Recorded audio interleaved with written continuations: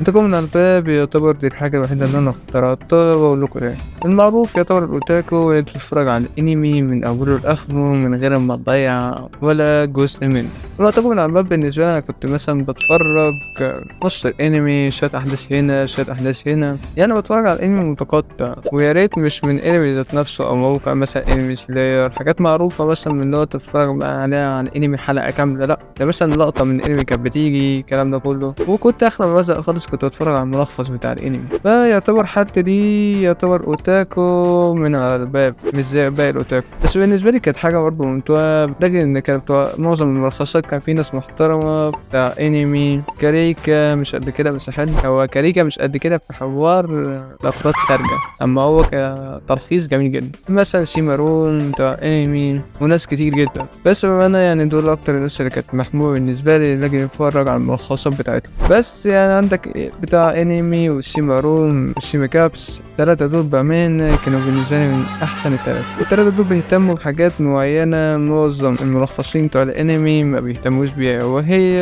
إن هما اللقطات الخارجة يحذفوها. وبالتالي ممكن مثلا شخصية مثلا ظاهرة من ناحية كده، ظاهرة من ناحية في حاجات خارجة في معظم الأنمي إن هما يكسبوا المشاهدين وهكذا، فبالتالي بيشيلوا هما اللقطات ديت، فبالتالي الشخصية دي ما بتكونش ظاهرة بالنسبة لي ولا أحداثها ولا الكلام ده كله، فبالتالي بيكون في حاجات اتحذفت من انمي. بس صناع الملخص بأمانة لجنة احترافهم في الموضوع ده، وبيشيلوها باحتراف جدا وبيلخصوها باحتراف أكتر وأكتر وبجودة الصوت عالية، فأنت ما بتحسش إن في حاجة اتشالت من الانمي ذات نفسه، فبالتالي بيطلع لك الانمي بطريقة جميلة جدا. وضيف على كده يا اسطى انت بتتفرج بتسرح معاهم مع الصوت كمان، يعني فكك مثلا الملخص بيكون بأمانة صوت عظمة، أولا بيجيب لك الرسوميات حتى لو في حاجة خارجة بيحاول إن هو يداري لك يداري الموضوع ده على قد ما بيقدر عشان برضه ما يكونش باين حاجات خارجة. فوق كل ده ما شاء الله يعني عليهم كفو. وده بتاع انمي سيمارون كابس التلاتة دول. نيجي بقى لنقطة كاريكا. المعلم كاريكا ده بأمانة من أكتر الناس، ويعتبر جيمر وملخصات وتاكو شام كذا حاجة. الراجل ده برنس،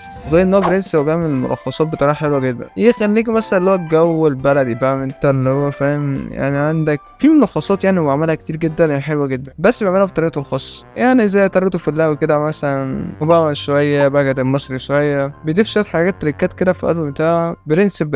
وكنا بعمل كده وفكنا انا بدأت ازاي، يعني نخش في جزئية انا بدأت ازاي في الانمي. نقول انا بدأت ازاي في الانمي، يعتبر الوحيد اللي فتح عليا بوابة الانمي اعلى واوسخ واحقر واحد بالنسبة لي غير عن محمد كاريكا، ده التوب بتاعنا، هو عمر ايرين ده يعتبر اوتاكو صميم، وصميم قليل عليه. الراجل ده ممكن لو فاهم لو انت سبت له موقع انمي كل انمي بشكل معين يتفرج على كله في وقت واحد عادي. ده حتى من حكاياته اللي قالها لي انه يعتبر خلص باقة شحنة النهارده خلصت في نفس اليوم، شحنة الصبح خلصت اخر النهار، بيحمل انميات وبيتفرج على انميات في نفس الوقت، لكن هو ما يضيعش وقت وهو بيتفرج، فاهم اللي هو انا خلصت هنا اتفرج على اللي بتتحمل عقبال ما دي ايه تحملي التاني. الراجل ما بيضيعش وقت، يجي يقول لي اتفرج على ده واتفرج على ده، قلت له يا عم انا ايه ماليش في الفرجة والكلام ده كله، الفرجة دي أصلا بتاعت الأطفال، ده انمي ده شوية كرتون والكلام ده كله. أول ما سمعت شوية كرتون واتحول عليها بطريقة غريبة، بس يعني انا فهمت تحوله بعدين. وقام رزاني هبتني ملخص جميل جدا وهو ديسنوت مفكرة الموت، اكتر الانميات اللي فتحت بوابة كتيرة لعشاق الانمي حاليا. وبأمانة ده يعتبر من بعد ملخصات ديسنوت والكلام ده كله، وحوار ملخصات الانمي اتشهر بطريقة جامدة جدا بسبب حوار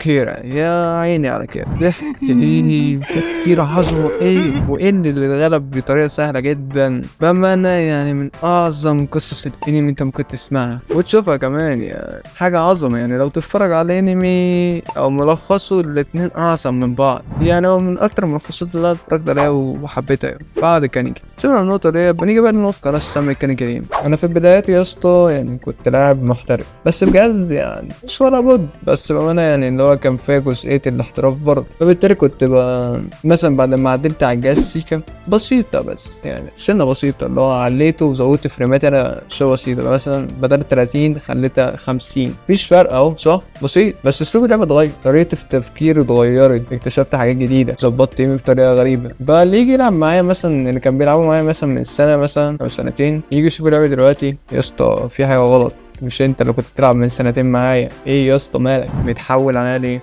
متحول جت من نقطة بقى الناس تولدتك انت تتحول علينا يا عم، تعمل لنا فيها غول. جت من هنا بقى نقطة كانك ولا الملخص انا اتفرجت عليه فقلت له يا عم انا اقول ليك فيه واحدة في واحدة وطلع عليا اسم كانك. ومن هنا بدأت ان انا اسمي الاكونتات بتاعتي كانكي، حتى الفايل بتاع الفيسبوك بتاعي كل حاجة سميتها كانكي كين شوية. وبعد كده جيت اتفرجت على كاريكا وبس كانكي ايجي وثبت على الاسم ده والحمد لله. نيجي في الجزئية ديت انا حابب اشاركم باذن الله ان احنا احتمالنا من ملخصات انمي، روايات، اي ملخص يعني مثلا حاجة مكتوبة، قصة معمولة، الكلام ده كله باذن الله هنعمله ملخص. وغير كده يا جدعان انا بحب اقول كلمتين بس كده بعيدا عن كل ده، والله يا ريت يا جدعان يعني بس اللي شايف في نفسه حاجة حلوة صوتا او اي شيء اخر يا ريت يعني يتعب عليه والكلام ده كله ويشتغل على نفسه، صوت بقى، شغل مونتاج، لعب، اي حاجه. حتى لو انت مش معاك امكانيات يا اسطى يعني فاهم، انت لو عرفت انا بعمل بايه مثلا بمايك ايه ولا الكلام ده كله، يعني مش هقول لك انا بعمل بمايك ايه، اتفرج على الفيديوهات القديمه يعني فاهم، يعني قلب كده مثلا مش هتلاقيهم كتير، مثلا 30 40 فيديو فاهم، انت هتنزل تحت بسهوله فاهم، 2 3 هتنزل بسهوله. مش هقول غير اتفرج على الفيديوهات القديمه. انا لحد الان يا جدعان في فيديوهات يعتبر كان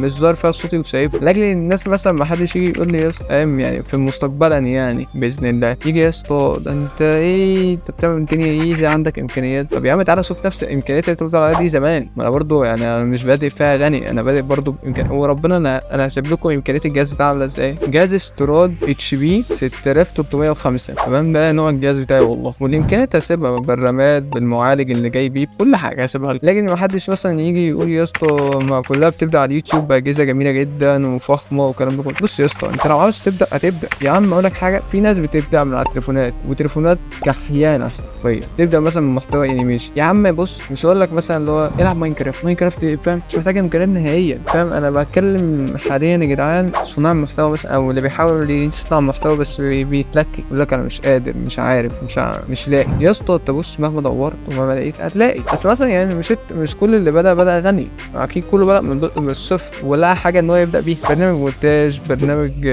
تصوير. ويا اسطى مثلا انت لو مش لاقي يا عم اطلب مساعده من اي حد يعني فاهم. الناس ده مثلا قديمه يا جدعان والله بتفرح ساعه ما حد يطلب منها مساعده وبيحاول يدورك على اقصى ما يمكن لحاجه تفرحك انت، لكن بيشوف فيك انت مثلا اللي هو ايه، بيشوف نفسه زمان اللي هو مثلا انا كنت زي ده زمان. انا بتكلم في نقطه اللي هو لو نفسك ابدا فاهم، ما تحاولش اللي هو تدي لنفسك مبررات ان انا مش عارف ابدا بحساب كذا. وفي امكانيات وفي برامج نزلت كتير ان هي تسهل الموضوع ده عليك. فانا حابب اقول باذن الله هنبدا ملخصات بتاع الاسبوع الجاي، روايات، انمي، وكل حاجه يعني ممكن تكون قصص حقيقيه واحنا جايين نلخصها عادي، بس بنلخصها بطريقه حلوه من غير ما مشاهد جيزه. وتحياتنا لاهل فلسطين، دعوتنا المستمره، وصلوا على النبي قبل ما عشان بقى ما نسيتها في بدايه الفيديو، بقى صلوا على النبي والسلام عليكم.